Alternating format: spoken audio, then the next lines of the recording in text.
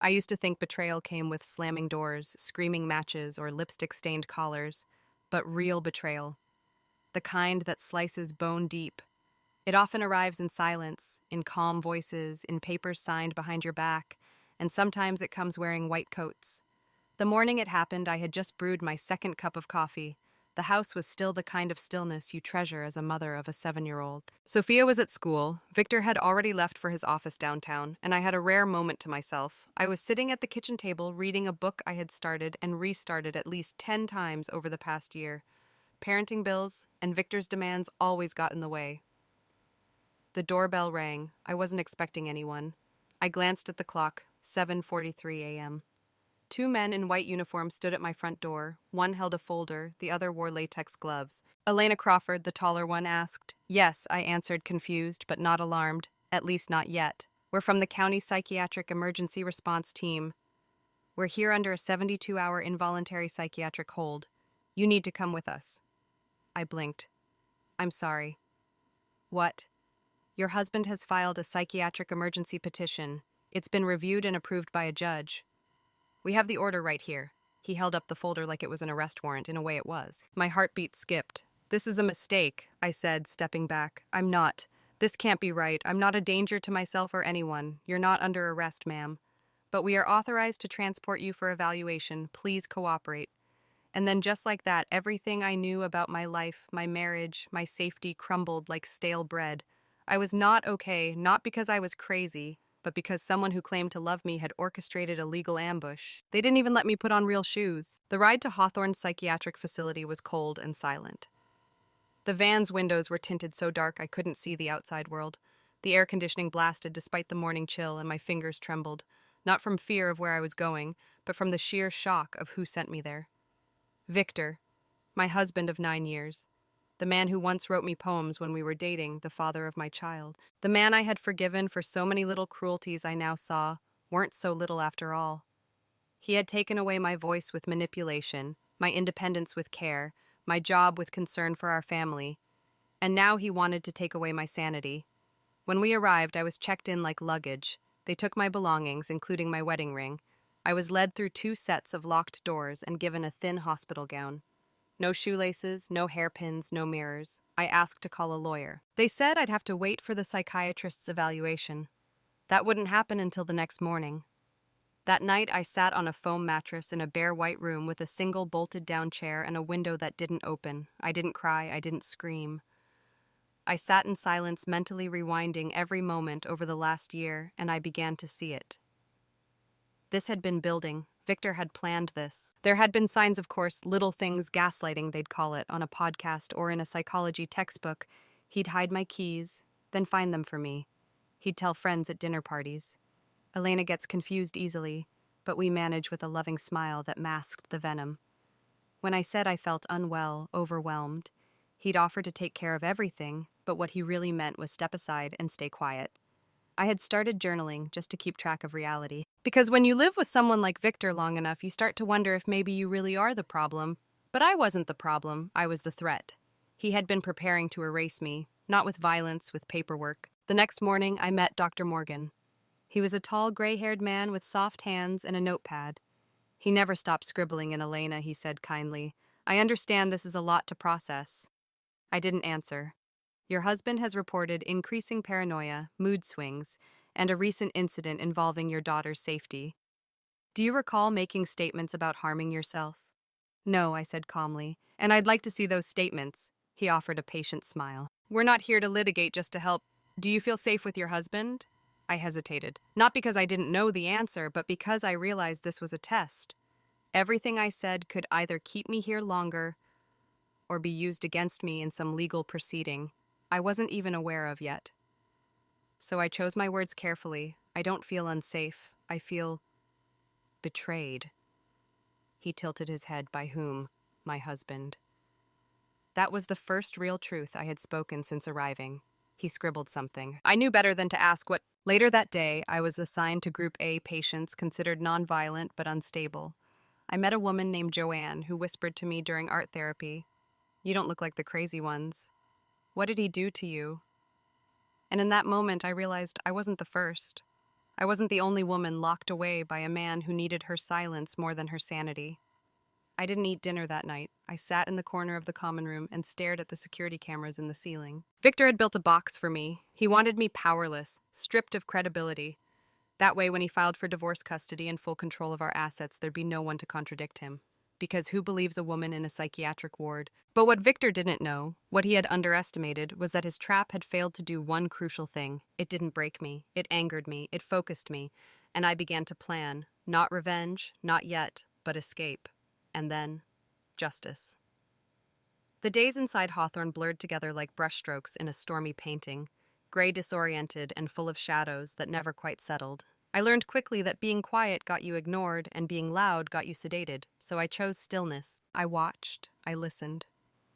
And in my silence, I started collecting stories, mine and others. There was something powerful about hearing women whisper truths when the world had labeled them liars. Joanne became my ally. She was once a surgeon, intelligent and sharp, until her husband used a forged medical report to discredit her and win custody of their children. Now she was in here with me, calm but always alert. They used the system against us, she told me in our third group session, speaking so softly that the counselor didn't even notice. It's legal abuse. Elena, psychiatric gaslighting. They don't hit us. They write us off the map. Her words rang through me like church bells in a fog. Victor hadn't snapped. He'd planned, and it had been a long time coming. 3 months earlier, I had started noticing things, little things really, but unsettling. He began changing passwords to our bank accounts for security.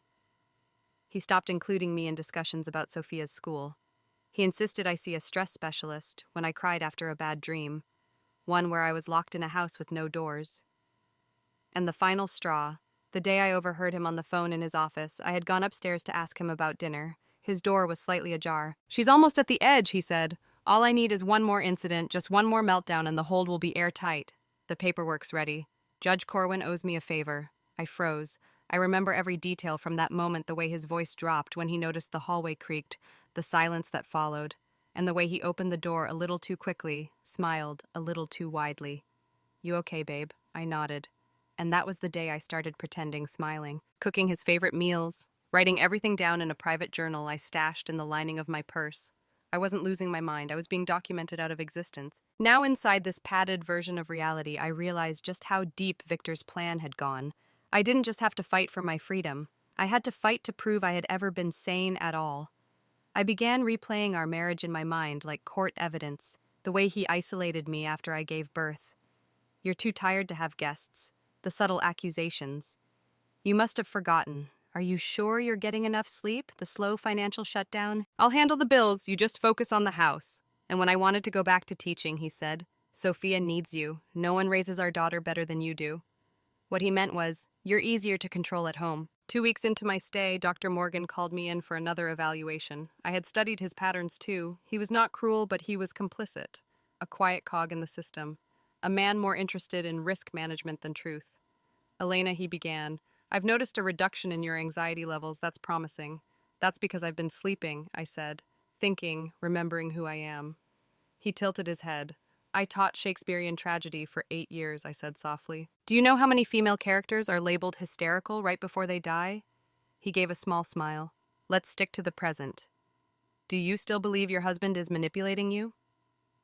"No," I said, watching his pen pause mid-sentence. "I know he is." There was a pause. He didn't challenge me. He just closed his notebook and said, "We'll reevaluate your hold status next week. Keep participating in group sessions." Translation. I wasn't crazy, but I also wasn't free. Not yet. That evening, I found Miles. He was a junior nurse, young, nervous, and too kind to last long in a place like this. He often snuck extra pudding cups to the patients and hummed old R&B tunes when he thought no one was listening. I caught him by the vending machine. "I need your help," I whispered. "You know I don't belong here." He looked at me, fear flickering in his eyes. "Please," I added. "There's a journal in my purse back at the intake locker. It has everything. Notes, patterns, dates. I need to get it, or at least get someone outside to read it." He hesitated. But 2 nights later, he slipped me a folded piece of paper under my dinner tray. A single word was written on it. "Done." That was the turning point. I didn't know who he had sent the information to or whether it would make a difference. But I felt something shift, like the first crack in the glass. The next morning, I found Joanne sitting alone in the courtyard. She was staring at the clouds like they were forming letters only she could read. "I'm getting out," I said quietly. She smiled faintly. "Then don't forget us. And when you win, don't just escape. Expose him, I promised I would. Because this wasn't just about freedom anymore. Victor hadn't simply hurt me. He had built a life on my silence, my erasure. And now I was coming back with everything. On the 19th day of my hold, Dr. Morgan called me into his office once more. "We're going to begin discharge planning," he said. "You've shown consistency, coherence, and appropriate emotional response. You'll likely be released within 72 hours. I thanked him, shook his hand, smiled like a good girl. But inside me, a fire had already started burning. He thought he was returning me to Victor's care. He didn't know that Victor's control had just reached its expiration date. I had my mind. I had my proof, and now I had my chance. I had 72 hours until I walked out of Hawthorne. 72 hours to plan for war. But unlike Victor, I wouldn't use lies. I wouldn't manipulate judges or forge diagnoses. I would use truth and deliver it like a scalpel.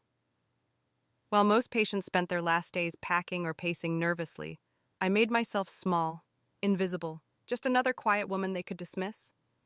I smiled, I nodded, I thanked the nurses, but inside I was calculating, because once I left the game wouldn't end, it would finally begin. That evening I approached Miles near the break room while he refilled the snack cart. "Did you send the journal?" I asked, voice low. He glanced around nervously. "I did. I copied the pages, sent them to the contact you listed. Ellen Markley, the journalist." I exhaled slowly. Ellen had been one of my closest friends in graduate school. We hadn't spoken much in the last few years. Victor had gradually edged her out of my life, but I remembered her email. She was now an investigative reporter for a major outlet. "She got it?" I asked. She replied. "Said she's digging in." She didn't say more. That was enough.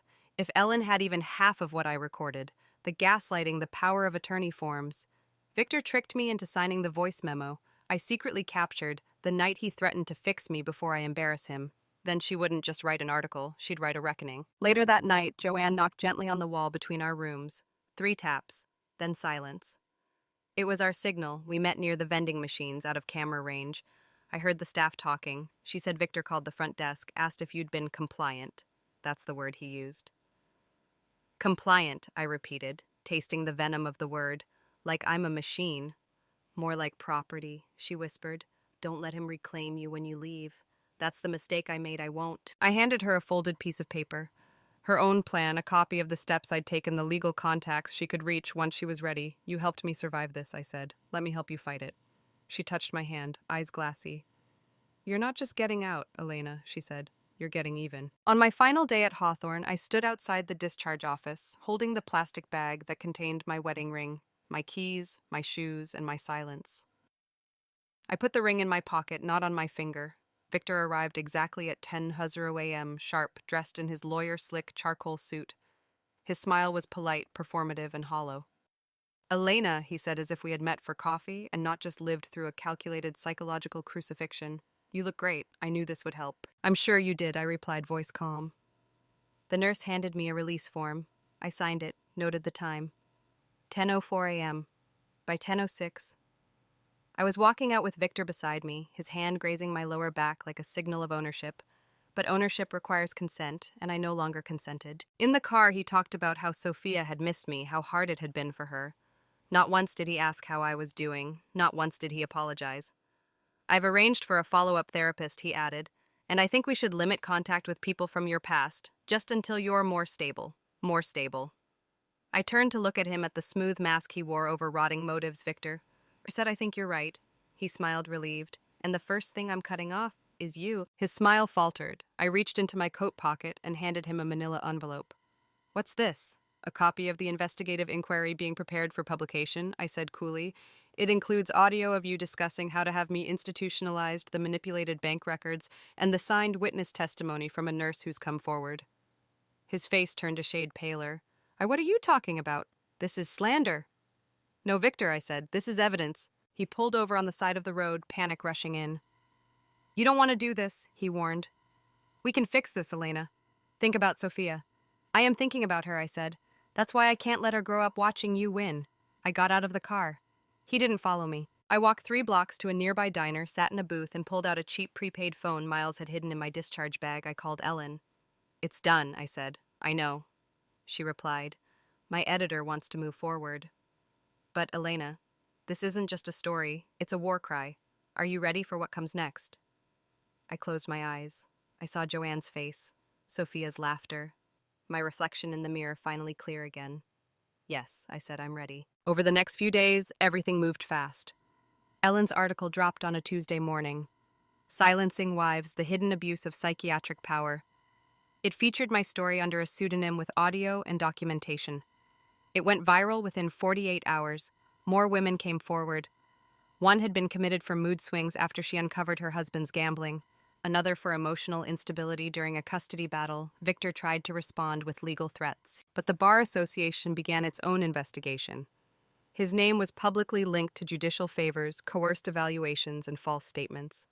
His reputation, once pristine, was unraveling, so was his career. I filed for divorce through a separate legal team ones he hadn't paid off.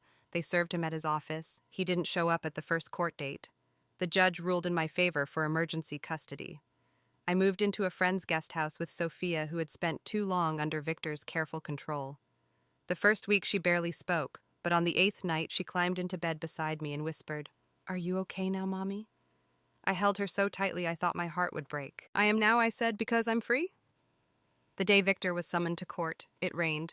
Not a dramatic storm, no thunder or lightning, just a steady, relentless rain, the kind that doesn't roar but soaks everything silently, fitting. I thought justice didn't need to shout, it just needed to arrive, and mine had. After weeks of careful documentation, interviews, media fallout, and legal filings, the walls Victor had built around himself, walls made of charm status and manipulation, began to crack. What he once wielded as control became evidence. What he called protection was exposed as premeditated isolation and abuse. My attorneys filed a motion for full custody, spousal support, and restitution damages. But more than that, they filed a criminal complaint, fraudulent commitment, perjury, emotional abuse, and obstruction of justice. Victor, of course, tried to fight back. He showed up to the courthouse dressed like a victim, no tie, just a rumpled white shirt and sad eyes, as if he were the one betrayed. He requested a private hearing. The judge denied it.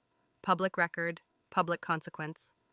That morning, the courtroom was full. Reporters in the back row, a sketch artist in the corner, and a silent crowd of women I didn't know, but who had come somehow to stand with me. I walked in holding Sophia's hand.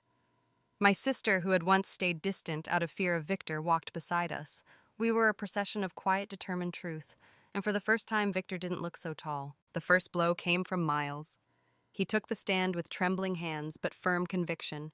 He testified how Victor called the hospital, asked for specific language to be added to my file language that would secure an extended psychiatric hold. He testified that Victor visited the ward twice, not to see me but to monitor compliance. He admitted he had once considered quitting over what he'd seen but stayed, because he hoped someone would fight back. And then came the audio recordings. The courtroom hushed as my attorney played the clip. If she gets out of line again, we'll go for full commitment. I've got the judge. All I need is one more incident.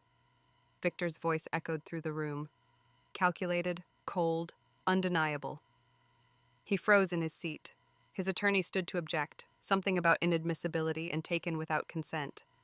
But it was too late. The damage had been done. The jury heard it. The judge heard it. The world heard it. Next came Joanne.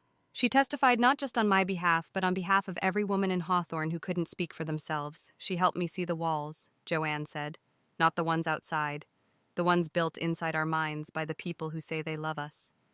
Victor Crawford didn't want a wife. He wanted a witness, one who couldn't speak. Tears welled in my eyes, but I didn't let them fall. This wasn't sadness, it was victory. Victor took the stand in his own defense. He denied everything, claimed I was unstable, prone to emotional spirals, blamed my postpartum depression, which, by the way, I never had, tried to argue that his actions were driven by love. But the jury didn't buy it, especially not after Ellen Markley took the stand with her notes, articles, and source records. She read out excerpts from my journal, painstakingly typed and time-stamped. She presented screenshots of text messages from Victor, subtly controlling where I went, what I wore, who I saw. She shared a signed statement from Judge Corwin himself, who, under pressure, admitted to signing the psychiatric order as a favor without proper review. That was the final nail. Victor didn't just lose the court, he lost everything. By week's end, the verdict was read. Guilty of filing a fraudulent psychiatric petition, guilty of manipulation and coercive control, guilty of perjury under oath. The court awarded me full legal and physical custody of Sophia Victor's parental rights were suspended indefinitely, pending psychological evaluation.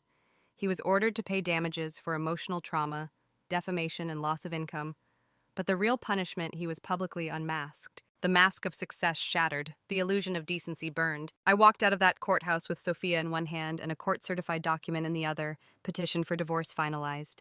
And just like that, I was no longer Elena Crawford. Mentally unstable wife, I was Elena Moore. My maiden name restored, my spirit reborn. In the days that followed, Victor's world collapsed. His firm placed him on leave, then fired him. His reputation sank faster than he could hire PR. Former clients distanced themselves. Former friends went quiet.